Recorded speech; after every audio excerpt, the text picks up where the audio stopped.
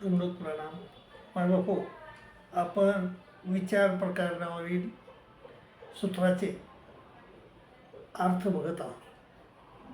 हे अर्थ वाचनिकासाठी त्यांना हा विचार प्रकरण कळावा यासाठी हा उद्योग करत आहे. मायबापू, यातून वाचनिकांना बोध व्हावा, वाचनिकांना सूत्राचे अर्थ कळावा यासाठी मी हा कार्यक्रम ठेवलेला आहे. त्यासाठी मी हे म्हणजे व्हिडिओ टाकत आहे. मायबाबू, आजचं सूत्र आहे आपल्याला जोगी अशी प्रेतदेह नाही. प्रेतदेह म्हणजे काय? मायबाबू, आपल्याला मृत्यूनंतर अगोदर अंतिकाचे दुःख होतात 3 तास, आणि 3 तास अंतिकाचे दुःख झाल्यानंतर आपल्याला नंतर प्रेतदेह मिळतो. तर ते प्रेतदेहाचं वर्णन आलेलं आहे आपल्या म्हणजे.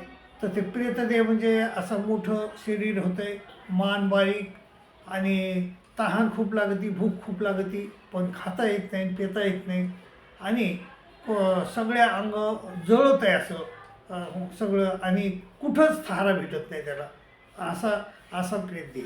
तर हे किमान 10 दिवस असते आपल्याला हे प्रेतदेह.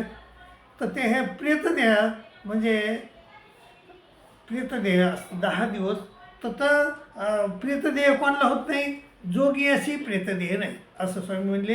जोगी म्हणजे कोणचाही जोगी, म्हणजे आपल्या धर्माचा असो का कोण्या धर्माचा असो, तो फक्त कशा पाहिजे?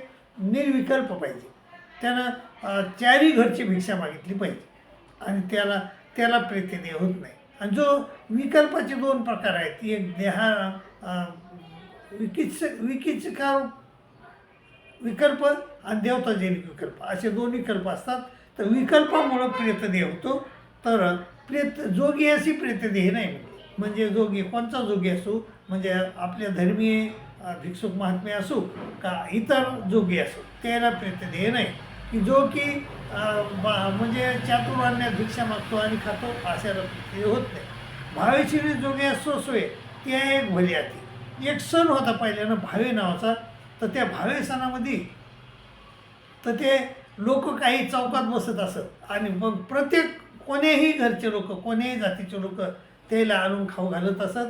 आणि मग त्यात जर तशाच स्थितीमध्ये त्या माणसाचा मृत्यू झाला तर त्याला बी प्रेतदेह होत नाही, असं स्वामीनं सांगितलेलं आहे.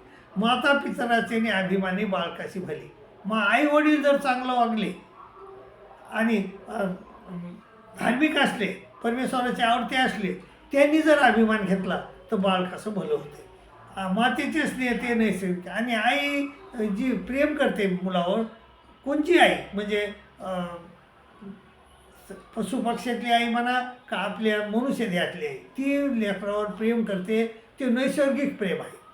या ईश्वरी जीवाचे त्याचा एक देश ठाई माते, आणि परमेश्वर जेवढा जीवावर प्रेम करतो त्यातला 1 अंश मातीच्या ठाई असतो. स्नेहाच्या ठाई उचित पुढे. आपला जर कोणावर स्नेह असला, कोणाचा आपल्यावर स्नेह असला, तर स्नेहाच्या ठाई उचित, त्याच्या ठाई आपल्याला चांगलं करावं अशी बुद्धी उपजते आपल्याला, त्याचं चांगलं व्हावं असं वाटतंय आपल्याला. तर जीवा उरले असते, पण जीवाचे शत्रू असतात.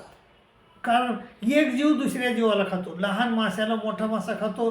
आपण जे मांसाहारी लोक तर चलद्रुपाची हिंसा करून खातात, परंतु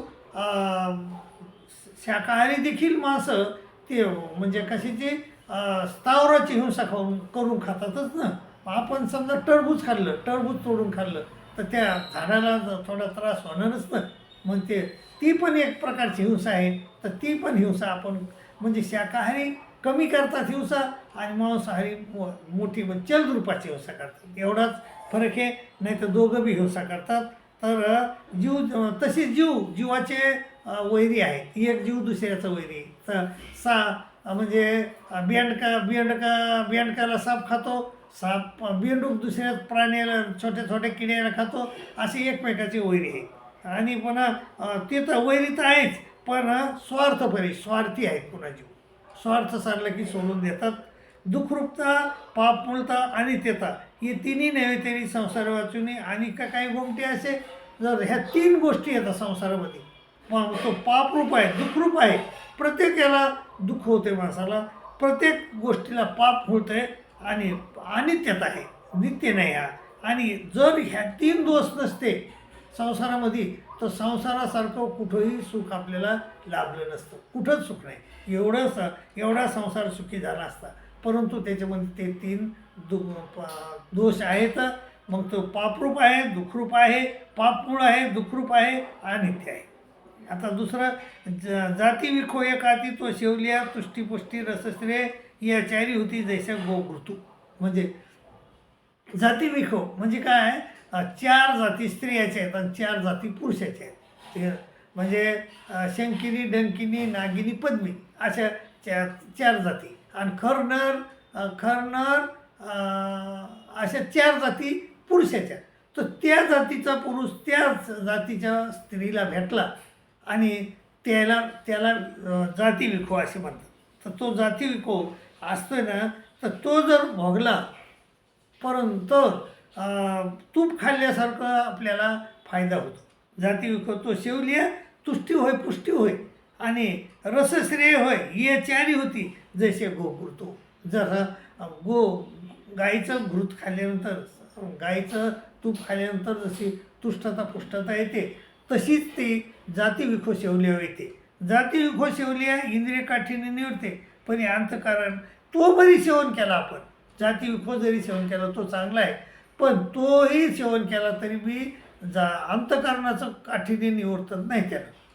तर इंद्रियाचं काठीने निवडतंय पण अंतःकरणाचं काठीने निवडताल्या जात नाही.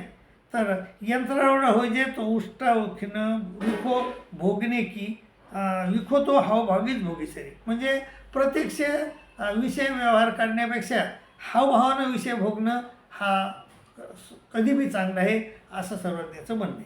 विखो काही एकमुख, विखो तो सर्वतोमुखी. ही काय विखो म्हणजे विषय काय एकमुख नाही त्याला, म्हणजे अनेक मुख आहेत. तर त्याला जर बाहेर बसल्या परतून पाहिले आम्ही विकार तर इथून सुरू होतो. संडासला बाहेर बसलोत आपण आणि मागं फिरून पाहिलं त्याच्याकडं तर तो एक विखो आहे. आणि तो तिथून विखो सुरू होतो तर स्त्री पुरुष भोगापर्यंत तो विखो, मग तो सगळ्यात मोठा विखो आहे. तर असा तर विखो तो सर्वतोमुख आहे. भक्त योग्य विषय या ती धातू साम्यात.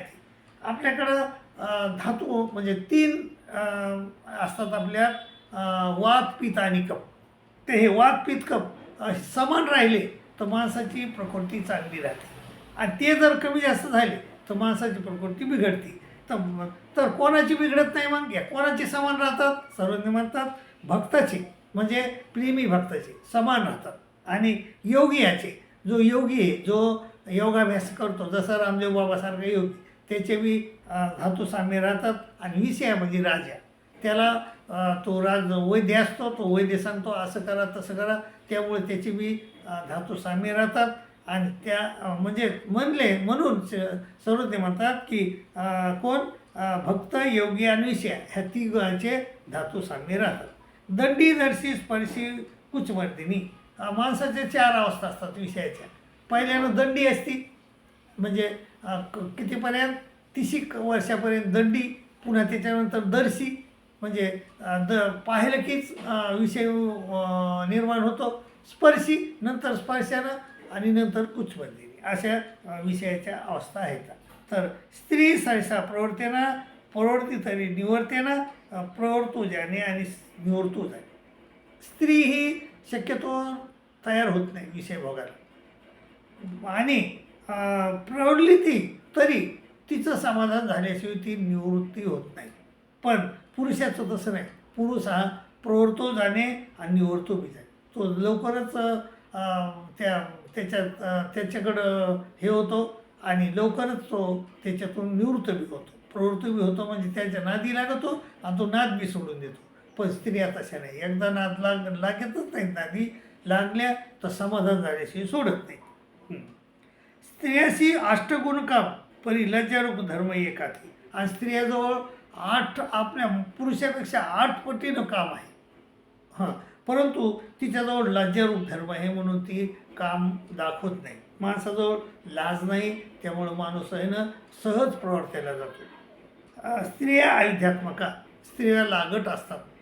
कोणतीही गोष्ट सहजा सोडत नाहीत, सहजासहजी सहजासहजी सोडत नाहीत त्या.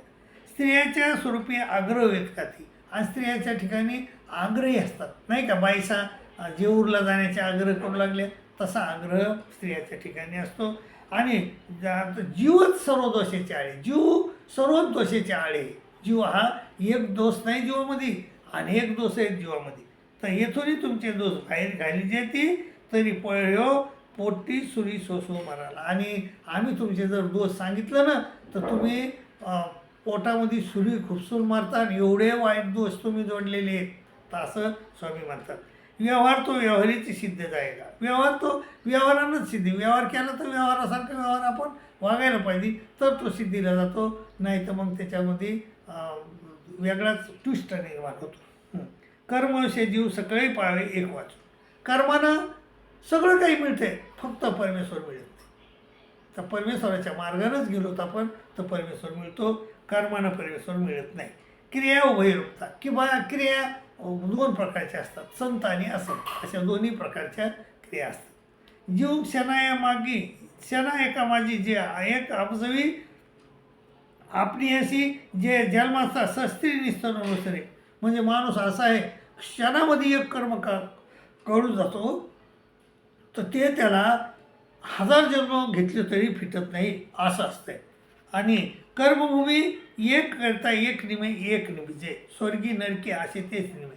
म्हणजे कर्मभूमीमध्ये संत असंत कर्मफळाचे लेप लागतात, आणि स्वर्गामध्ये लेप लागत नाही, काय नाही. स्वर्गामध्ये जे आहे तेच भोगावं लागते, नरकामध्ये नरकच भोगावं लागतो. परंतु इथं तर कर्मभूमीमध्ये संत आणि असंत कर्म केलं तर संत कर्माचे चांगले लेप लागतात, असंताचे वाईट लागतात. देखील के जोनळ्याचे पाणी आणि घामुड्याची साली, आणि के ब्रह्मानंद परिहा ठावेरी मूतद्रव्य दुशिली. म्हणजे हा दारूबद्दल, दारू जे आहे मदिरा, तिच्याबद्दल सर्वज्ञ म्हणतात की दारू कशापासून तयार होते.